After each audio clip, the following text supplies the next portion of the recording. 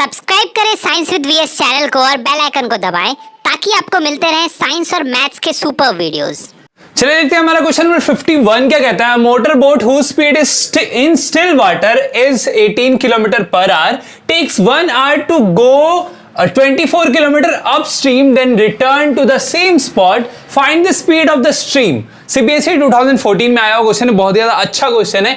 Physics में ऐसे questions आते हैं, वैसे देख लेते हैं। फिर भी अपस्ट्रीम और डाउनस्ट्रीम होता क्या है वो भी थोड़ा सा समझ लेते हैं। और स्ट्रीम की स्पीड का मतलब हमसे पूछा गया है। देखिए स्ट्रीम मतलब हो गया वाटर। स्टिल वाटर में अगर वाटर स्थिर है, कोई हवा नहीं चल रही है, वाटर हिल नहीं रहा है, एक जगह से दूसरी जगह नहीं जा रहा है, तो जो मोटर बोट का स्पीड है, एक बोट का जो स्पीड है वो 18 किलोमीटर प्रति घंटा, एक घंटे में वो 18 किलोमीटर कवर कर लेगी। ठीक है, लेकिन अब वो 24 किलोमीटर अपस्ट्रीम जा रहा है। अपस्ट्रीम जाना मतलब उसके विरुद्ध जाना। किसके विरुद्ध जाना? स्ट्रीम के विरुद्ध जाना। मतलब मान लेते हैं, देखिए मान लेते हैं ना कि हमारा क्या है कि x किलोमीटर प्रति घंटा की रफ्तार से वाटर जो है वो चल रहा है। वाटर भी तो चलता है ना सर, वाटर भी चलता है। मान लेते हैं इस डायरेक्शन में हमारा वाटर चल रहा है। अभी 24 किलोमीटर बोट ट्रैवल करता है इस डायरेक्शन में। कितना ट्रैवल करता है? 24 किलोमीटर। ठीक है, अब जब 24 किलोमीटर इस डायरेक्शन में ट्रैवल कर रहा है तो वाटर तो उसको इस डायरेक्शन में पुश कर रही है ना, इस डायरेक्शन में पुश कर रही है, और ये इस डायरेक्शन में 18 किलोमीटर की रफ्तार से चल रहा है। ठीक है, लेकिन अब बोट को रोकने का भी तो कोशिश कर रहा है ना, वाटर नहीं कर रहा है सर। जितना अब मान लो वाटर का भी स्पीड 18 किलोमीटर है, बोट का भी स्पीड 18 किलोमीटर, दोनों क्या हो जाएगा? फोर्स कैंसिल हो जाएगा सर, हो जाएगा, पता ही आप लोग, इतना सा फिजिक्स आप लोग भी जानते हैं। तो अब इसका स्पीड क्या हो जाएगा? इस डायरेक्शन में इसका स्पीड क्या हो जाएगा? इस डायरेक्शन में इसका स्पीड हो जाएगा 18 माइनस x किलोमीटर। क्यों? क्योंकि वाटर उसको x किलोमीटर से इधर धकेल रहा है और वो 18 किलोमीटर से इधर जा रहा है। ठीक है, तो 18 माइनस x। लेकिन अब वो वाटर के साथ जा रहा है, वाटर के ही डायरेक्शन में अगर वो फ्लो कर रहा है तो क्या कर रहा है सर? तो क्या कर रहा है बताइए ना सर। तब क्या कर रहा है ना वो, तब वो जा रहा है x प्लस x किलोमीटर प्रति घंटा के रफ्तार से। क्यों? क्योंकि 18 उसका स्पीड ऑलरेडी है और x स्पीड उसमें वाटर भी प्लस कर दे रहा है अपना स्पीड। समझ में आ रहा है? अब कोई साइकिल चला रहा है 2 किलोमीटर प्रति घंटा की रफ्तार से, वैसे ज्यादा बोल दिया, ठीक है, 2 किलोमीटर प्रति घंटा की रफ्तार से। अब उसको पुश कर रहे हैं आप 4 किलोमीटर प्रति घंटा की रफ्तार से, तो 6 किलोमीटर प्रति घंटा की रफ्तार से वो चलने लगेगी साइकिल। मैं क्या बोल रहा हूं समझ में आया ना? बस सर अब इसी के बेसिस पे आपको क्वेश्चन बनाना। और एक और चीज देखिए, और वो 24 किलोमीटर जब ट्रैवल कर रहा है ना इस डायरेक्शन में और इस डायरेक्शन में, दोनों डायरेक्शंस में, तो उनका जो गैप है उसको 1 घंटे का गैप लग रहा है। मतलब इधर जाने में उसको 1 घंटा ज्यादा लग रहा है इधर आने के कंपैरिजन में। क्यों? क्योंकि इधर का स्पीड ज्यादा होगा, वाटर का भी स्पीड प्लस हो गया। ज्यादा समझा रहे हैं, कोई बात नहीं, समझ लिए ना, बस समझना ही था और कुछ नहीं करना था। अब क्वेश्चन बनाना था, let the speed of stream bx। मान लेते हैं ना स्ट्रीम का स्पीड x रहा होगा। ठीक है, तो डिस्टेंस इज इक्वल टू कितना दिया है सर? डिस्टेंस हमको दिया है, कितना दिया है सर? डिस्टेंस हमको दिया है 24 किलोमीटर।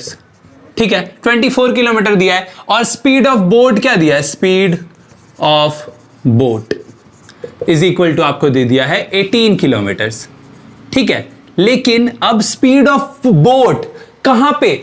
अपस्ट्रीम जाने में, स्ट्रीम के विरुद्ध जाने में, स्ट्रीम के खिलाफ जाने में आपको कितना हो जाएगा? स्पीड ऑफ बोट यहां पे लिख देते हैं अपस्ट्रीम, ब्रैकेट में आप लोग उधर लिख दीजिएगा, मेरे में जगह नहीं है। ठीक है, इधर लिख दीजिएगा। अपस्ट्रीम जाने में उसका कितना हो जाएगा? 18 माइनस x किलोमीटर हो जाएगा, है ना। और उसको टाइम क्या लगेगा सर? उसको टाइम लगेगा 24, यानी कि distance upon speed 18 minus x। समझ में आया? समझ में आ रहा है ना क्या बोल रहे हैं? अब वो वाटर के खिलाफ अगर जा रहा है तो वाटर का स्पीड माइनस होगा उसमें, है ना। हाँ, अब डाउनस्ट्रीम, जब वो डाउनस्ट्रीम जा रहा है तो जो उसका स्पीड हो जाएगा, तो स्पीड ऑफ बोट क्या हो जाएगा सर? स्पीड ऑफ बोट उस टाइम आपका हो जाएगा कितना? 18 प्लस x हो जाएगा स्पीड ऑफ बोट किलोमीटर पर आर भी लिख देते हैं। अच्छे से लिखेंगे, मतलब समझ में आए, बस और कुछ नहीं। अब उस टाइम आपको कितना टाइम लगेगा? जब आप वाटर के साथ जा रहे हैं तो आपको कम टाइम लगेगा, ऑब्वियसली कम टाइम लगेगा। क्यों? क्योंकि आप एक स्पीड से जा रहे हैं और साथ में वाटर भी आपको पुश कर रहा है उसी डायरेक्शन में। तो आपका हो जाएगा 24/18 प्लस x। नीचे का वैल्यू बड़ा है इसमें, तो ये क्या है? आपका छोटा वैल्यू आएगा निकल के। समझ में आ रहा है ना? अब बोल रहा है कि दोनों के बीच का गैप जो है ना सर, वो 1 घंटे का है। कहां है? 1 आवर मोर लगता है आपको अपस्ट्रीम जाने में। ठीक है, समझ में आ रहा है ना? और कुछ नहीं है, और कुछ भी नहीं है। अब देखिए, अब आपको बोल रहा है कि इसका ज्यादा है वैल्यू और इसका कम है। कितना ज्यादा है? 1 घंटा ज्यादा है। तो इसको अगर अकॉर्डिंग टू द क्वेश्चन, अगर आप 24 by 18 minus X minus 24 upon 18 plus X करते हैं तो आपका वैल्यू निकल के कितना आता है? 1 आवर निकल के आता है। ये किसको समझ में आया? सर कुछ नहीं बोल रहा है, आपको बोल रहा है इसमें ना आपको 1 घंटा ज्यादा लगता है इन कंपैरिजन टू दैट। समझ में आ रहा है ना? समझ में आ रहा है ना? तो दोनों को माइनस करेंगे तो 1 घंटा निकल के आएगा। अब देखिए यहां पे देखिए क्या है, 24 दोनों में, तो 24 कॉमन लेके इधर भेज दीजिए। और यहां पे देखिए a plus B a minus B है, तो a square minus B square कर दीजिए। a square minus B square यानी कि 18, या फिर डायरेक्ट लिख दें क्या? 18 का स्क्वायर लिख देते हैं डायरेक्ट। 18 का square 324 minus X square is equal to 1 upon 24, क्योंकि ये मल्टीप्लाई में था, डिवाइड में कॉमन लेके। ठीक है, ये यहाँ जाएगा, ये यहाँ जाएगा, तो ये यहाँ जाएगा, यानी कि 18 प्लस एक्स हो जाएगा। ये यहाँ जाएगा, 18 माइनस हो जाएगा, तो माइनस 18 माइनस माइनस प्लस हो जाएगा, तो प्लस एक्स।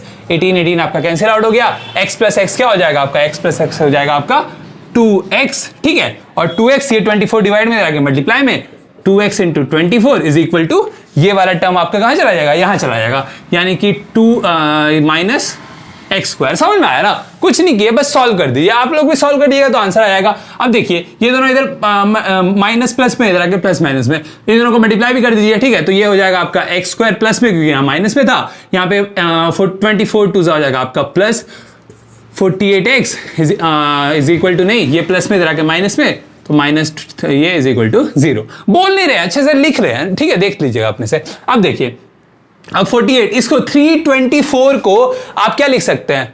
आप लिख सकते हैं 54 माइनस 6, यानी कि 54 इंटू 6 करिएगा तो आपका क्या आ जाएगा? 324 आ जाएगा, यानी कि 54 प्लस में चाहिए तो 54 minus 6, 54x minus 6x is equal to होता है इतना, इज इक्वल टू 0।